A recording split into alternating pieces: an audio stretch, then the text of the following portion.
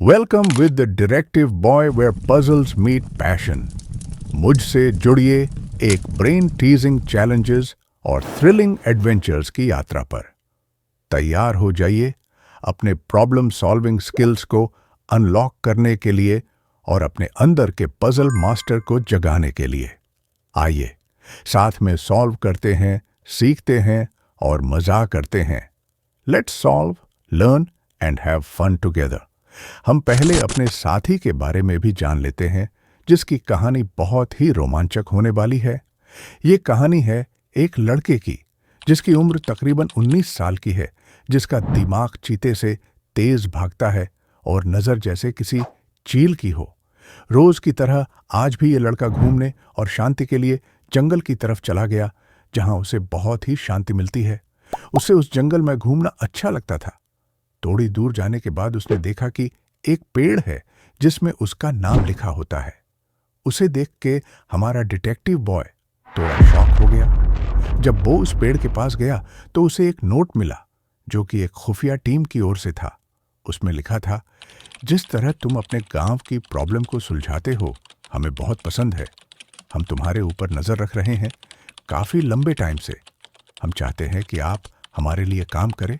हमारे पास रोज के बहुत सारे केस आते रहते हैं। हमें आप जैसे तेज दिमाग वाले लड़कों की तलाश रहती है। हम इस चीज का आपको पैसे भी देंगे।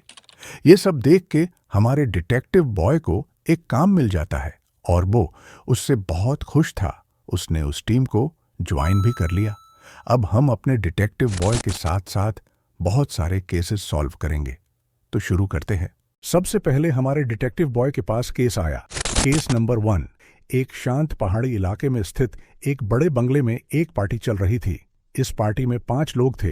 अजय, घर का मालिक; सीमा, अजय की पत्नी; रोहित, अजय का बिजनेस पार्टनर; नेहा, सीमा की दोस्त; और विजय, नौकर। रात को 11 बजे अचानक तेज चीखने की आवाज आई। जब सब लोग अजय के कमरे में पहुंचे तो उसे मृत पाया गया।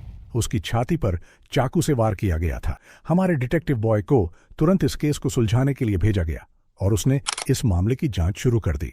गवाहों के बयान: सीमा ने कहा, मैं किचन में थी और नेहा से फोन पर बात कर रही थी। अचानक चीख सुनी और दौड़ कर आई। रोहित ने कहा, मैं गार्डन में फोन पर बिजनेस डील कर रहा था, मुझे कुछ पता नहीं चला। नेहा ने कहा, मैं अपने कमरे में थी और किताब पढ़ रही थी। तभी सीमा का फोन आया और हम बात करने लगे। फिर हमने चीख सुनी। विजय, मैं बाहर कार साफ कर रहा था। जब चीख सुनी तो भागकर अंदर आया। डिटेक्टिव ने पाया अजय की मौत 10:50 से 11 बजे के बीच हुई। कमरे की खिड़की अंदर से बंद थी। दरवाजे पर जबरदस्ती का कोई निशान नहीं था। खून से सना चाकू पास की टेबल पर पड़ा था। अब सवाल यह है, अजय का कातिल कौन है? गवाहों को सुन के डिटेक्टिव ने तुरंत पता लगा लिया। लेकिन सोचिए और बताइए, कौन है कातिल?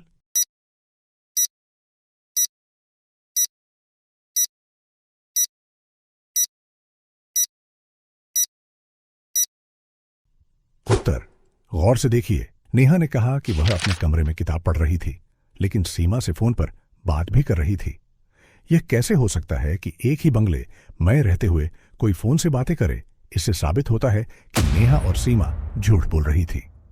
तो सही उत्तर है, नेहा और सीमा ही कातिल थी। मुझे उम्मीद है आपने सही उत्तर दे दिया होगा। मिलते हैं अगले केस में।